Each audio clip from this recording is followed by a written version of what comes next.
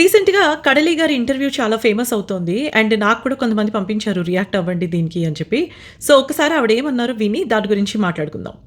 సొంత ఇల్లు లేదు తెలుసా ఆడపిల్లకి. అయితే నాన్న ఇల్లు ఉంటది, లేకపోతే మొగుడిల్లు ఉంటది. సొంత ఇల్లు ఎక్కడుంది ఆడపిల్లకి? నా ఇల్లు అనుకుని నేను పరిగెట్టుకొని ఇంటికి వెళ్ళిపోయే స్వేచ్ఛ ఉందా నాకు? మా నాన్న ఇల్లు నాదెక్కడైతే నేను పెళ్లి చేసుకుంటే రేపు అది మా ఆయన ఇల్లు, వాళ్ళ family. Where is my house, way do I belong? నేను సంపాదించుకొని, నేను రెంట్ కట్టుకొని, నేను ఇంట్లో వస్తువులు కొనుక్కుంటే గానీ అది నా ఇల్లు కాదు. If this goes wrong, if the treatment is bad, walk away from that place. Earn money, నీకున్న జీవితం నువ్వు బతుకు. 10 మంది ఎలాగో అంటారు, బతికినా అంటారు, చచ్చినా అంటారు, బతికానని. విన్నారు కదా!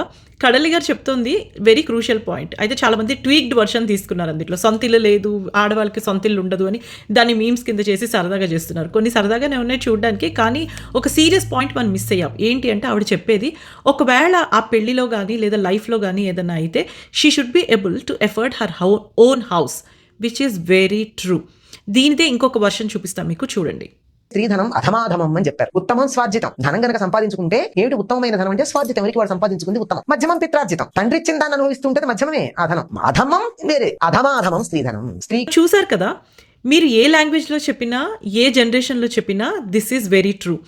అందుకే ఆడవాళ్ళకి ఫైనాన్షియల్ ఇండిపెండెన్స్ అనేది చాలా ముఖ్యం. ఎప్పుడైనా సరే ఏదో ఒక రకంగా వాళ్ళకి వాళ్ళు సపోర్ట్ చేసుకోగలిగే స్తోమత వాళ్ళకుండాలి.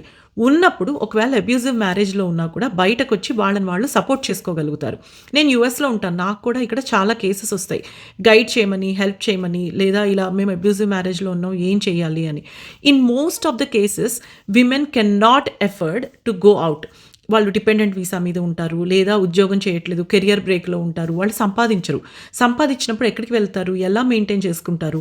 సో, వాళ్ళు ఆ ఇంట్లోనే ఉండి ఆ అబ్యూజ్‌ని వాళ్ళు భరిస్తూ కంటిన్యూ అవుతూ ఉంటారు. But I also have female friends that have actually come out of abusive relationships because they could afford. అంటే కష్టపడ్డారు, చదువుకున్నారు, ఉద్యోగం చేసుకున్నారు, అండ్ వాళ్ళంతట వాళ్ళే సంపాదించుకొని వాళ్ళంతట వాళ్ళే వాళ్ళ షెల్టర్‌ని వాళ్ళే సపోర్ట్ చేసుకోగలుగుతున్నారు. అలానే సొసైటీ కూడా మారింది. ఇదివరకు సెపరేట్ అయిపోతేనో లేదా విడాకులు అయిపోతేనో ఆడవాళ్ళని ఒకలాగా చూసేవాళ్ళు. ఇప్పుడు అలా కాదు. We would never want a marriage to break. But there will always be circumstances where wife and husband are not getting along well. In those circumstances, if a wife chooses to leave the marriage, she should be able to help herself independently. ఈ alimony, support ఇవన్నీ secondary. ప్రైమరీగా మీరు బతకాలి, మీ అంతటి మీరు survive అవ్వాలి అంటే మీకు ఫైనాన్షియల్ ఇండిపెండెన్స్ చాలా ముఖ్యం. అలాంటప్పుడే ఇలాంటివి వర్తిస్తాయి. సో, ఒకళ్ళు ఎవరైనా చెప్పినప్పుడు మనం వెంటనే తీసి పడేయక్కర్ల కొన్ని స్టేట్మెంట్స్‌ని. మనం హిస్టారికల్‌గా కూడా చూసుకోవచ్చు, డేటా చూసుకోవచ్చు, అండ్ మన ఓన్ లైఫ్ ఎక్స్‌పీరియన్సెస్ కూడా చూసుకోవచ్చు. నమస్తే.